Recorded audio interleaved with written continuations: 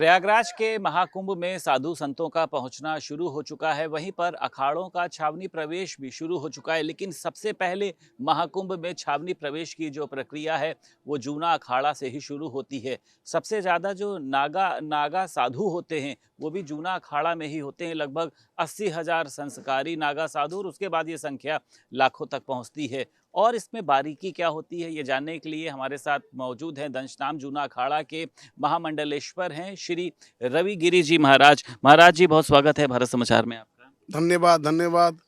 आपने अपना अमूल्य समय दिया। महामंडलेश्वर रविगिरी श्री परशुराम जूना अखाड़ा सिद्धनाथ महादेव मंदिर, बहराइच, उत्तर प्रदेश। महाराज जी, जैसे मैंने कहा कि जो छावनी प्रवेश की प्रक्रिया होती है वो सबसे पहले जूना अखाड़ा की होती है। इसके पीछे की क्या विशेषता है, मतलब ऐसा क्यों किया जाता है? क्योंकि कई अखाड़े होते हैं।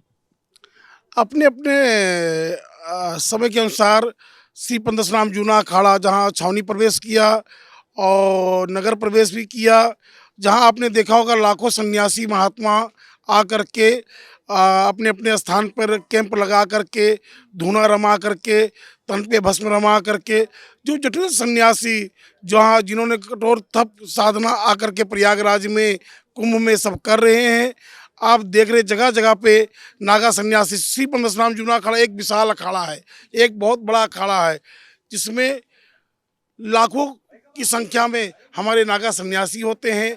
उसमें महंत, श्री महंत, नागा बाबा, महामंडलेश्वर, आचार्य महामंडलेश्वर, अनेक पदाधिकारी होते हैं और अधिकारियों के नेतृत्व में हम छावनी प्रवेश करते हैं। ठीक है। अच्छा, इसमें एक ये होता है कल्पवास भी आप लोगों में होता है, तो कल्पवास के बारे में भी थोड़ा सा बताइए कि मतलब सिर्फ साधु संत सन्यासी ही कर सकते हैं और लोग भी कर सकते हैं? देखिए, 12 वर्ष में महात्मा आकर के, कल्पवास तो हर माघ मेले में होता है, लेकिन 12 साल पे ही हमारे महात्मा, जैसे जिसको महाकुंभ कहते हैं, ये महाकुंभ है जो 12 साल में पड़ा हुआ है।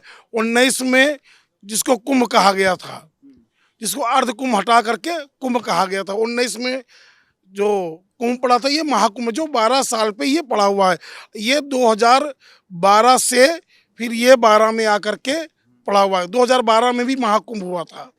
उसके बाद 19 में कुंभ हुआ, जिसको अर्ध कुंभ हटा करके कुंभ रखा गया, और ये महाकुंभ है जहां आप देख रहे हैं हर दूर दराज से हर महात्मा अपने अपने पंडाल में, अपने अपने छावनियों में प्रवेश कर रहे हैं, जहां अनेक अखाड़े हैं, जिसमें श्री परशुराम जूना अखाड़ा है जो बहुत बड़ा विशाल अखाड़ा है। सब अखाड़े अपने अपने अनुसार सब लोग अपने अपने प्रवेश कर रहे हैं। महाराज जी, 14 जनवरी को शाही स्नान होना है। सबसे पहले मुझे लगता है निर्वाणी अखाड़ा स्नान करता है या जो भी जैसा होता है। तो ये कुंभ में स्नान का महत्व क्या होता है, इसका थोड़ा सा आप अर्थ बताइए कि क्या साधु संत ही, क्योंकि पहले तो निर्वाणी अखाड़ा या जो भी अखाड़ा करता है, नियम क्या होते हैं इसके? जिसको समय मिलेगा, जो जो पदाधिकारी तय करेंगे उसी अनुसार सब लोग स्नान करेंगे। स्नान की बहुत महिमा है। माघ मगर गति रवि जब होई, तीरथ पति आवे सब कोई। महाराज, मात्र स्नान करने से व्यक्ति के समस्त पाप नष्ट हो जाते हैं। अश्वमेध यज्ञ, वाजपेयी यज्ञ जो करने का फल होता है, मात्र स्नान करने से व्यक्ति को फल प्राप्त होता है। सहस्त्र भाव से, कोई ज़्यादा तप जब करने की, जो मात्र स्नान करने से, दर्शनार्थ पुण्याम स्पर्शनम पापनाशनम, मात्र दर्शन करने से व्यक्ति का कल्याण हो जाता है। संत दरस जी में पातक तरही, जहाँ लाखों महात्मा, करोड़ों संत महात्माओं का जो व्यक्ति क्षण मात्र के लिए संतों का दर्शन कर ले या उनका आशीर्वाद कर ले, उनका समस्त पाप नष्ट हो जाता है।